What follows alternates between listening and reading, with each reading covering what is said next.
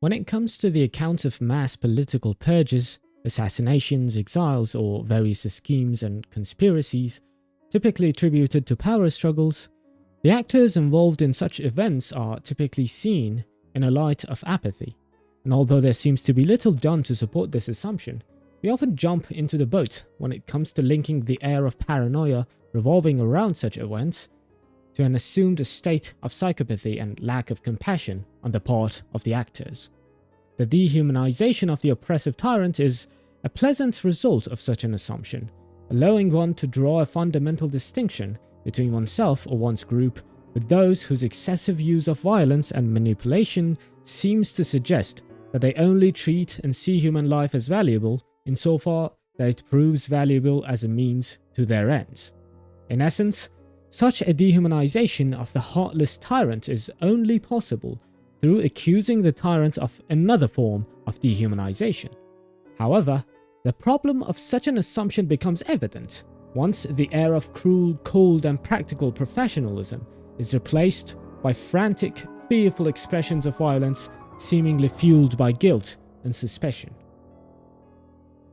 Shakespeare's Macbeth is often seen as a prime example of such a tyrant, although he certainly was anything but heartless and at the same time anything but professional, and his long soliloquies often adored as deeply relatable expressions of guilt, distress, despair, and doubt, alongside his almost silly rationalization of his childishly superstition optimism, which ultimately proved to be his undoing, do more than enough when it comes to depicting a human all too human. But while most of the audience engaged with this work most often occupy themselves with the theme of ambition and consider his bizarre likability as just an instance of Shakespeare's magic, it is truly in Throne of Blood, Kurosawa's highly original adaptation of Macbeth, where such a potential for a deeper analysis of the mechanisms behind a sense of empathetic paranoia is actualized. Throne of Blood might be called a cinematic adaptation of Macbeth by many, but putting aside the differences in the historical contexts of the aforementioned works, Kurosawa boldly states from very early in the movie that his work is truly his, and not just an interpretation of Shakespeare's. It only takes us a few minutes of watching the film to encounter the first and arguably the most important point of diversion for Macbeth, which cleverly foreshadows and states all the things that will be stated by Kurosawa which were not said by Shakespeare. What could be seen as an amusing interpretation of Macbeth,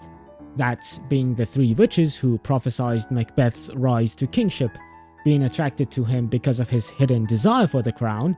is explicitly stated as an obvious reality in Throne of Blood, just as is the desire itself.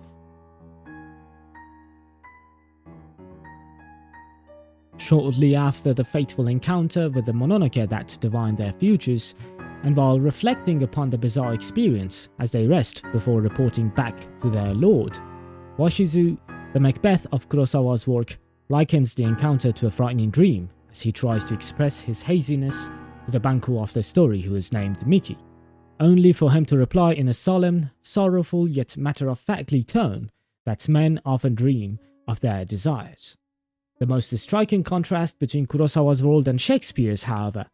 is only revealed to us hereafter, as Miki, continuing in the same voice but now with a hint of bleak empathy, recounts that anyone would dream of ruling over such a mighty castle, referring to the stronghold belonging to their lord.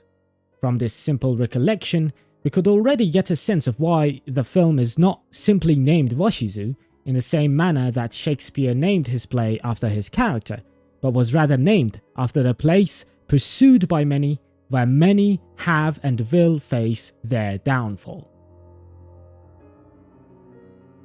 While in Shakespeare's work we see but one usurper who takes over the throne of Scotland just to hand it back to the bloodline it belonged to, Throne of Blood is a story of the many usurpers whose blood taints the throne of Kumonosujo, the spider's web castle which from the very beginning of the film was not even housing its original master. A fact that we are informed of by Washizu's wife, Asaji, as she attempts to push her hesitant husband to actualize the prophecy that he actively tries to undermine. in a stark contrast to the self-consciously power-hungry Macbeth we know of. In fact, unlike the Macbeth that so willingly promises her wife of great fortune, Washizu attempts to actively resist Asaji's urging as he tries to gaslight him into acknowledging the desire in his heart, justifies it as Miki did by stating that anyone would wish the same, and also by recounting how their current master, Tsuzuki, was too a usurper.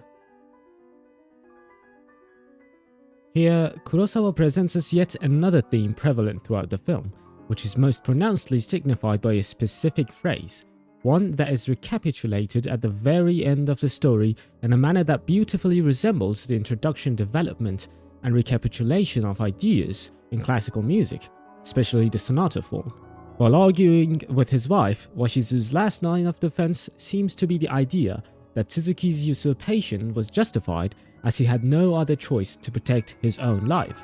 But murdering Tsuzuki would be high treason, an argument to which his wife simply responds with reminding him that Washizu's life too is in danger, as Miki could any moment conspire against him by recounting the prophecy to Tsuzuki, framing Washizu as a traitor, a threat that later became more evident with Asaji interpreting Washizu's new mission to lead an assault while Miki is left to keep watch on the spiderweb castle as a hint of favoritism, if not an attempt to get rid of Washizu altogether. This constant reversal of the master-slave dialectic, resembled by the necessity of the death of a lord for the survival of the subordinates, is repeated 3 times throughout the story. Once with the murder of the previous lord of the castle by Tsuzuki, another time with the murder of Tsuzuki by his subordinate Washizu, and one last time the murder of Washizu as the new lord of the castle in the hands of his very own soldiers, who choose to take Washizu's head instead of fighting his overwhelming enemies. An act which Washizu condemns once again as high treason, just to be reminded by his own soldiers that he himself had committed one such treason, a conversation that conspires exactly like the one with his wife in which he is reminded of the murder that Tsuzuki was likewise guilty of. The constant struggle between those who rule and those who submit to the rule, albeit while constantly desiring to usurp it, is also masterfully represented by the place which is both where much of the fighting takes place and is also the fundamental cause of much of the fighting. The spiderweb castle, which itself changes hands 4 times throughout the story, is shown to be very much non-existent at the very end of the film, replaced only by the grave of the man who had viciously killed over it. The metaphorical interpretation that the delicate spiderweb ultimately fell apart after taking too many victims could be rather far-fetching, but the scene of a desolate desert replacing the grand castle strongly supports the notion that the constant conflict led to nothing but utter destruction. Although unlike in Macbeth, it was a destruction and conflict entirely fueled by a sense of ambition and greed that was universally felt by all those who gazed upon the castle, alongside the sense of suspicion universally felt by all those who ruled upon it.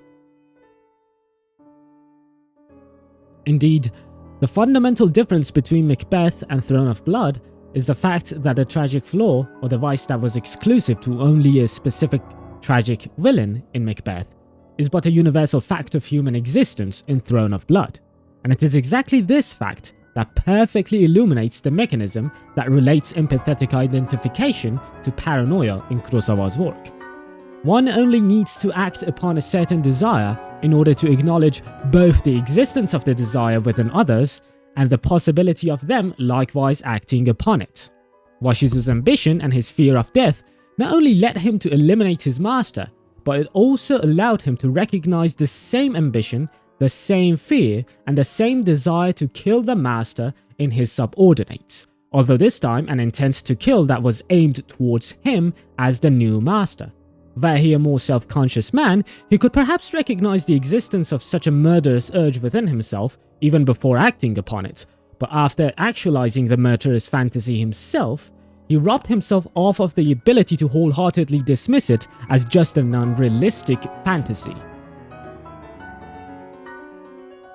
The horror truly ensues once the empathetic tyrant begins to consider others not merely as objectified means to an end, but as subjects who are out of his reach due to his own subjectivity. That which is desirable for Washizu could also be desirable for others, and that which he is capable of killing for, others could also kill him for it. It is through empathy that he is capable of projecting his own experience onto others, allowing him to recognize and acknowledge similar feelings, urges, fantasies on their parts. But at the same time, it is thanks to an acknowledgement of the existence of others as other subjects that he is eternally incapable of guaranteeing whether a certain person will act upon those urges or not. While empathy, the act of projecting one's ego onto the other and recognizing one's sense of self through the imaginary other, enables him to hypothesize the possibility of others experiencing or pursuing the same fantasies as him. His acknowledgement of the existence of others as the symbolic other, as subjects of desire, speech, and freedom, takes away from him any chance of certainty regarding his relation to them. That is, as long as they are alive. And so it is that the murderous usurper confirms the possibility of murder through first-hand experience, a threat that upon being recognized in others can only be thoroughly diffused through physically eliminating it. And it is in this way that for Washizu, empathetic identification fuels paranoia, and paranoia fuels murderous intent, as the only surefire way to eliminate for certain the assumed murderous intent that he now sees in others, albeit merely a reflection of himself. Of course, although Kurosawa removes all of the famously emotional soliloquies that made Macbeth relatable, Washizu's constant expressions of confusion, hesitation, helplessness, the signature manic optimism in the face of impending doom, alongside his pitiful early attempts to protect his ideals of loyalty and dignity, make him far too different from the stereotypical ruthless tyrant that kills methodically for practical purposes. We as the audience might grant him that much humanity, if not pity him. In the end, this universalizing of the desire to kill and to usurp is entirely possible through the domain of imaginary identifications, which, assuming one agrees with its actuality, allows us to understand how paranoia could be caused by the same psychological processes that allow us to experience a host of other emotions, from compassion and pity to envy and rivalry. But Kurosawa does not depict his tyrant as merely a melancholic man who has entirely given up on humanity in a Hobbesian manner, although one could assume Throne of Blood to be depicting the state of nature within which the all-encompassing Leviathan is all too absent to grant words such as high treason or loyalty any kind of political weight or moral value. Washizu is depicted much more as a man who responds with disbelief upon encountering himself in the guise of the other, struggling with a constant sense of anxiety rather than a sense of calm, chronic misanthropy. This anxiety itself, which is the primary source of a tyrant's frantic, fearful expressions of violence, is only possible through the acknowledgement of yet another domain of human existence. While empathetic identifications allow the tyrant to accept and acknowledge the presence of fantasies and ambitions similar to his own in the hearts and minds of his subordinates, the immense anxiety is caused not by an understanding of this fact, which by itself could also trigger a sense of misanthropic withdrawal from the world of humans, but the tyrant encounters it upon acknowledging that he is existentially incapable of acquiring any sense of certainty and objective understanding of human subjects. While the suspicion is present, and is aimed at all those who live, it entirely remains merely a suspicion, constantly tormenting the paranoid tyrant with his inability to judge with certainty whether an actual threat is present or not. As such, empathetic paranoia is not only caused by a projection of one's own image of oneself onto the other, but also by understanding of the fact that the other entirely rejects such projections. The tyrant's desire to kill the other is in a very Sartrean manner caused by his desire to reduce the subjective other into a literal object, which would allow him to judge the other objectively. Alas, such an extreme attempt at the objectification of the other is only necessitated by the fact that the threat which the other poses towards the tyrant is one that threatens his very existence. In a way, just as Tsuzuki, Washizu, and Washizu's soldiers each killed their respective masters hoping to guarantee their own survival in doing so, the intention behind a paranoid tyrant's extreme desire for literal or more abstract forms of objectification could be fueled by a desire to prevent himself from becoming the victim of such objectification. Asaji explicitly articulates the same dilemma as she tells Washizu that there can be no peace, that one has to either await their own destruction or destroy the other to prevent it. In the end, although Asaji could be seen as a perfect embodiment of the Macbethian ambition, it is an existential threat and a paranoid anxiety that ultimately compels Washizu to act upon his desire to usurp, an element which was entirely absent from Shakespeare's work. Kurosawa's, however, is a unique depiction of the Sartrean idiom that one fashions mankind through fashioning oneself, and of the fact that the death of the other triggers a vicious, obsessive cycle of literal or metaphorical slaughter, preventing dialectical progression. I wish I could elaborate more on these, but I'm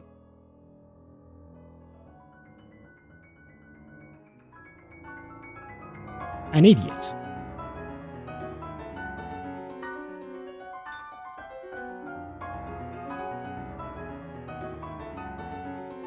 Kurosawa's conceptual innovations, namely his depictions of empathetic paranoia, alongside the desire to kill the other, introduce a host of philosophical discussions to his work that could be deemed too far-fetched to be related to Shakespeare's Macbeth. The former could be considered not only an act of scrutinizing the moral primacy of empathy as one of the main mechanisms behind the moral ideal of compassion, but also a perversion of the Kantian categorical imperative. Although Kant believed that analyzing an act from the perspective of whether it could or should become a universal law could allow us to judge its moral value, we see this idea turned over its head and squeezed dry of its moral weight in Kurosawa's world. A world in which every action of every man is at the same time a statement of the righteousness of the said act. A world in which all the new attempts at usurpation are justified by those of the predecessors. Every act of usurpation is seen as a statement that universally justifies and permits it for others, just as Tsuzuki's initial usurpation did. The ensuing paranoia is natural. Still, Kurosawa's subversion of the categorical imperative could be interpreted as a cautionary tale about a world that does not consider it. The spider web castle is ultimately reduced to ashes as a result of the aforementioned universal permission. If usurpation itself was judged in the lens of the categorical imperative, it would indeed seem too destructive to be permitted universally. But the moral primacy of empathy is not only scrutinized in regards to the Kantian moral outlook, but also in regards to how it leads to a perversion of Hegel's master-slave dialectic and the interconnection of the two forms of perversion. While Hegel's dialectic begins in a death struggle similar to what is depicted in Throne of Blood, for any form of progress to be achieved, it is necessary for the battle to end right before the death of one of the parties, subordinating one through compromise to the other. Only after this state is secured, the progressive reversal of the dialectic becomes possible, as the servant reaches self-consciousness through their labor, while the self-consciousness of the master is entirely dependent upon the labor provided by the servant. In Throne of Blood, however, the simultaneously literal and symbolic murder of the other not only cuts short the progressive trail of the dialectic, but also through claiming the murder to be a universally permitted right, sets precedence for its repetition. And so it is that the perversion of the Kantian categorical imperative in Throne of Blood leads to a perversion of the dialectical progress of history, as it triggers a neurotic cycle of obsessive violence that simultaneously reinforces itself as it grinds itself towards its own destruction. and it is in this light that one can see Throne of Blood not as the history of a usurper, but the story of a throne perpetually tainted by the blood of those who kill for it, slowly walking towards its own eventual death. Or as the Japanese name of the film implies, it's the story of a spiderweb castle that traps and devours its masters, and a spiderweb forest that, just like Washizu's eventual doom, eventually moves to engulf its victim within. A fragile spiderweb upon which history halts and human beings stagnate as the rapt preys of their own heart, with all its empathy and ambition.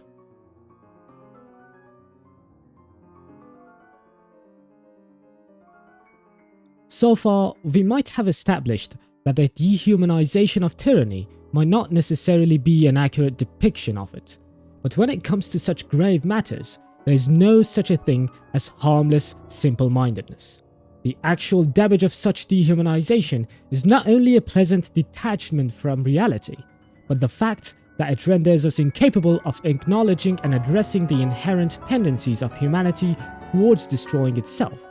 Furthermore, while one might think that humanizing a tyrant could amount to excusing their tyranny, it is in fact through relating their evident moral shortcomings to some mythical idea of psychopathy that their actions can be morally excused, as the responsibility is put on some supposed mental structure or emotional disability rather than the agency of the actor.